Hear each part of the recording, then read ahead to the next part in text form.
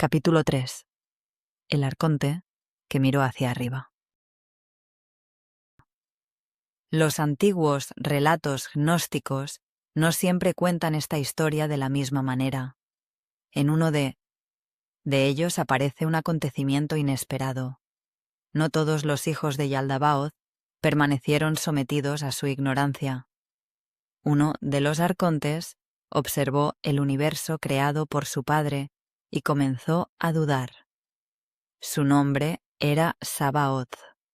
Sabaoth había escuchado la proclamación de Yaldabaoth.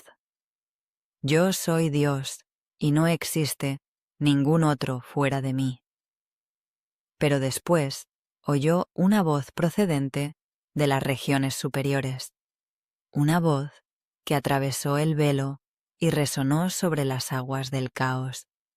La voz reveló que Yaldabaoth no era el primero. Existía una realidad por encima de él, una luz que ningún arconte había creado. Sabaoth levantó simbólicamente la mirada. Y por primera vez, uno de los gobernantes reconoció la existencia de algo superior. Comprendió que su padre era ignorante. Rechazó su arrogancia y alabó a la sabiduría que se encontraba más allá de los cielos inferiores.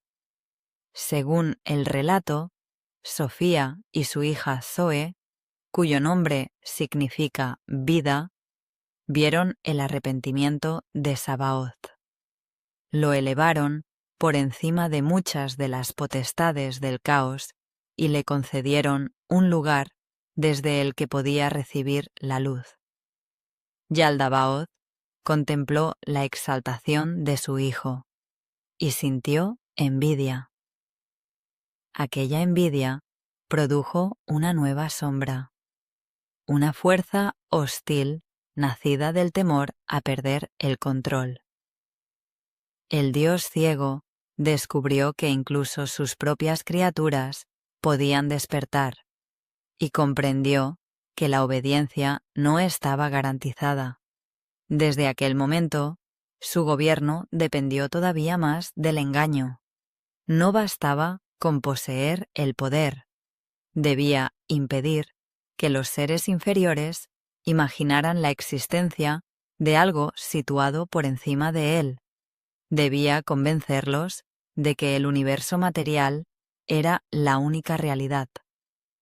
Debía conseguir que confundieran al fabricante de la prisión con el origen de la vida. Capítulo 4.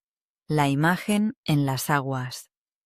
Mientras Yaldabaoth y sus arcontes organizaban los cielos, Sofía permanecía cerca del límite del pleroma. Había reconocido su error y deseaba recuperar la luz que había quedado atrapada en su hijo. Su arrepentimiento ascendió hacia las regiones superiores. El espíritu invisible escuchó su petición, pero la restauración de Sofía no podía completarse mientras una parte de su poder permaneciera en el mundo inferior.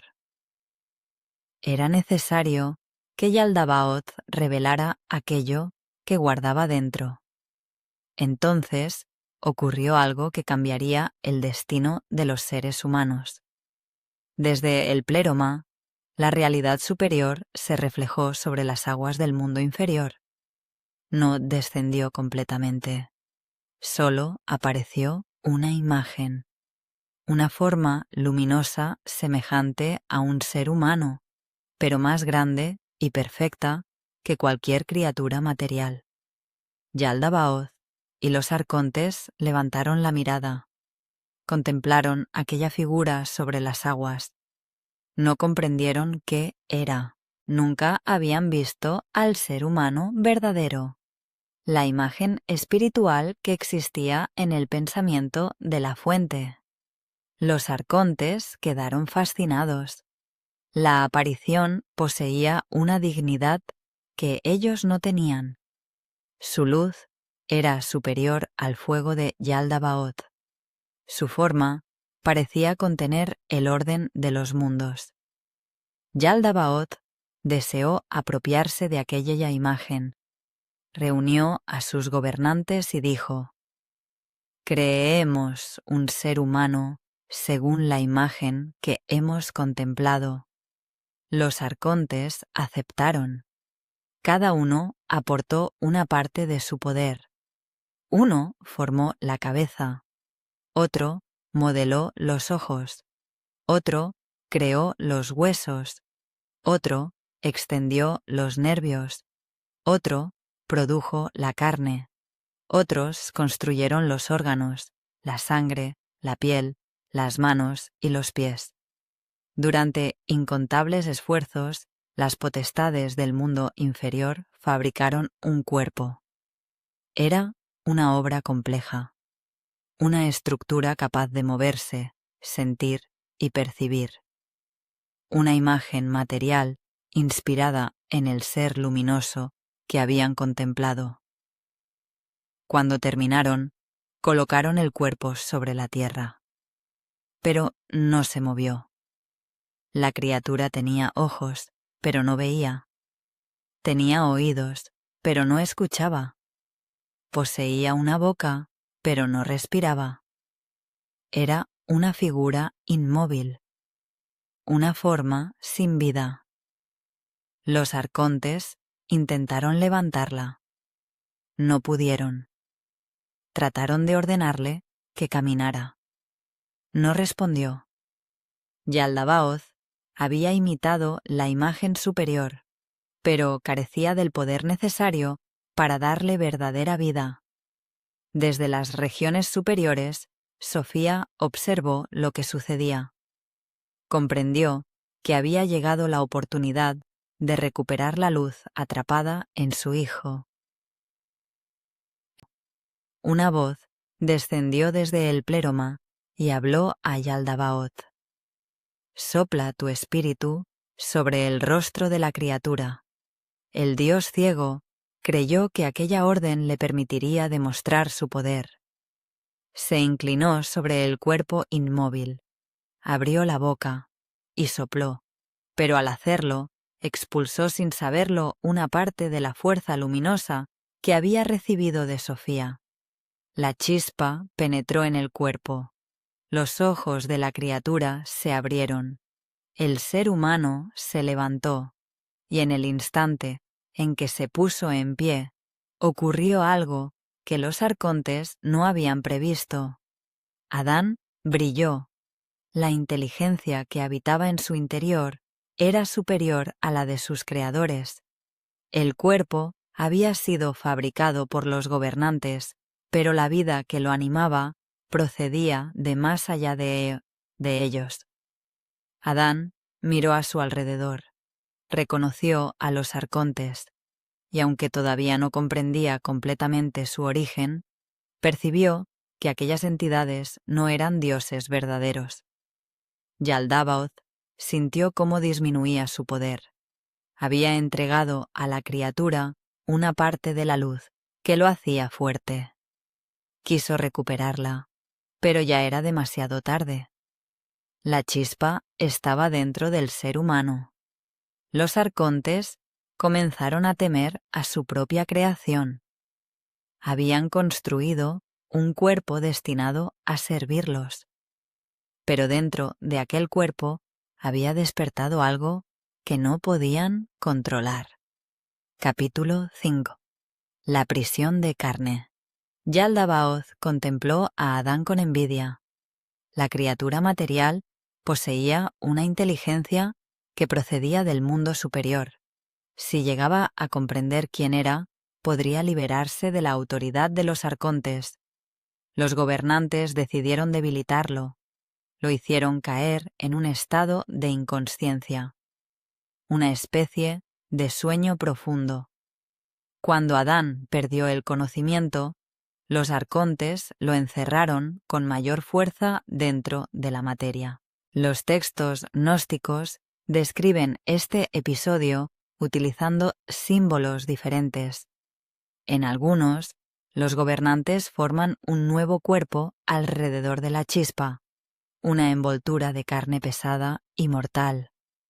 En otros, introducen dentro del ser humano pasiones destinadas a mantener su mente ocupada: deseo, miedo, ira, placer, ansiedad, envidia y apego.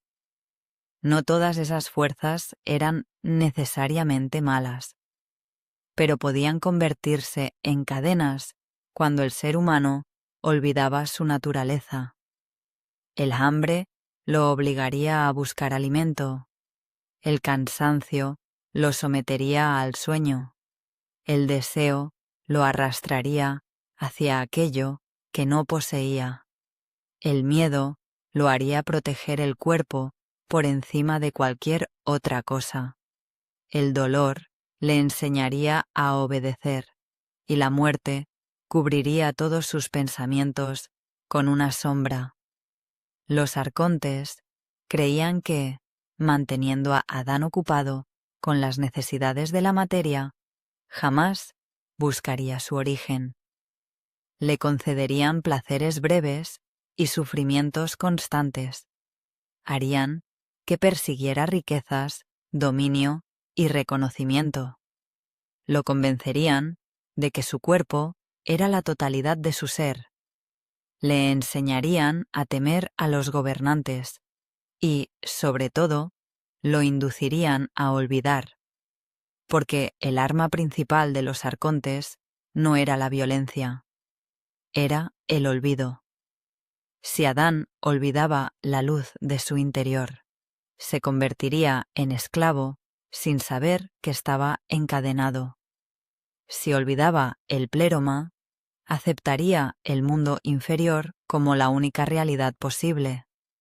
Si olvidaba a la fuente, adoraría al gobernante que se proclamaba dueño de la creación. Los arcontes colocaron a Adán en un jardín, un lugar hermoso, lleno de árboles, frutos, aromas y agua. Aparentemente era un paraíso, pero para los gnósticos aquel jardín escondía una trampa. Los gobernantes dijeron al ser humano que podía alimentarse de sus árboles. Le ofrecieron placeres destinados a mantener su atención en el cuerpo. En el centro del jardín se encontraba, sin embargo, un conocimiento peligroso, un árbol que podía despertar la inteligencia. Yaldabaoth ordenó a Adán que no comiera de él. Le advirtió que, si lo hacía, moriría. Pero, ¿por qué un Dios creador temería que su criatura adquiriese conocimiento? ¿Por qué prohibiría precisamente aquello que podía abrirle los ojos? La respuesta gnóstica era inquietante. Yaldabaoth no quería proteger a Adán, quería mantenerlo ignorante. Capítulo 6. Eva, la vida que despierta. Los arcontes comprendieron que la chispa espiritual continuaba actuando dentro de Adán. No podían destruirla. Pertenecía a una realidad superior a la suya. Decidieron entonces separar su poder. Hicieron caer a Adán en otro sueño. Cuando quedó inmóvil, trataron de extraer de él la fuerza luminosa. La tradición, conocida por la mayoría, afirma que Eva fue creada de una costilla de Adán, pero algunos textos gnósticos reinterpretan el episodio. Lo que los gobernantes intentaron extraer no fue únicamente una parte de su cuerpo, era la inteligencia espiritual que habitaba en su interior. La presencia luminosa se apartó de Adán y apareció ante él bajo una forma femenina. Era Eva, la vida, la madre de los vivientes. Cuando Adán despertó y la contempló, reconoció en ella algo que había perdido. No vio a una criatura inferior. Vio un reflejo de la luz. Eva se acercó a él y su voz lo despertó. Adán, levántate. Al escucharla, el ser humano abrió los ojos con una nueva comprensión. Los arcontes observaron a Eva y quedaron perturbados. Habían intentado apoderarse de la luz, pero ésta había adoptado una forma que no podían dominar. En algunos relatos, los gobernantes fueron impulsados por el deseo y trataron de someterla. Pero la Eva espiritual escapó de ellos. Ellos solo pudieron apoderarse de una imagen material, una sombra. La verdadera presencia luminosa permaneció fuera de su alcance. Eva conocía algo que Adán todavía había olvidado. Sabía que Yaldabaoth no era el Dios supremo. Sabía que el jardín no era la realidad definitiva. Sabía que la prohibición del conocimiento no había sido pronunciada para protegerlos. Había sido impuesta para mantenerlos sometidos. Entonces apareció la serpiente. Este es uno de los puntos más provocadores de las interpretaciones gnósticas. En la lectura tradicional, la serpiente es la engañadora que conduce a la humanidad hacia la caída. Pero algunos relatos gnósticos modifican su función. La verdadera engañadora no sería necesariamente la criatura que ofrece conocimiento. El engaño comenzaría con el gobernante que prohíbe alcanzarlo. En ciertas versiones, una inteligencia superior utiliza a la serpiente como instrumento. En otras, el símbolo se vuelve más ambiguo y aparecen poderes enfrentados que intentan influir sobre los primeros seres humanos, pero la idea esencial permanece. El conocimiento abre los ojos. Eva se acercó al árbol, contempló su fruto, comprendió que no producía una muerte inmediata. Lo tomó, comió. Después lo entregó a Adán. Cuando ambos probaron el fruto, sus ojos se abrieron. No se convirtieron en dioses omnipotentes, pero percibieron su situación, vieron la fragilidad de sus cuerpos, descubrieron la vergüenza, comprendieron que estaban desnudos y, por encima de todo, reconocieron la diferencia entre la luz de su interior y el mundo que los rodeaba. El conocimiento no creó sus cadenas, les permitió verlas. Yaldabaoth descendió al jardín, llamó a Adán. ¿Dónde estás? La pregunta revelaba algo extraordinario. El gobernante no lo sabía todo. Buscaba a la criatura porque no podía verla. Adán respondió que se había ocultado al descubrir su desnudez. Entonces Yaldabaoth comprendió que había comido del árbol prohibido. Su temor se convirtió en ira. El ser humano había comenzado a despertar. Si adquiría todavía más conocimiento, podía descubrir la totalidad de la verdad. Podía comprender que la muerte del cuerpo no era la destrucción de la chispa. Podía reconocer que existía un camino de regreso. Yaldabaoth expulsó a Adán y a Eva del jardín. Colocó poderes ante el camino y ocultó el acceso a la vida. Los condenó al esfuerzo, al dolor y a la mortalidad. Pero no pudo arrebatarles lo que habían visto. Una vez que la conciencia ha reconocido la prisión, nunca vuelve a dormir del mismo modo.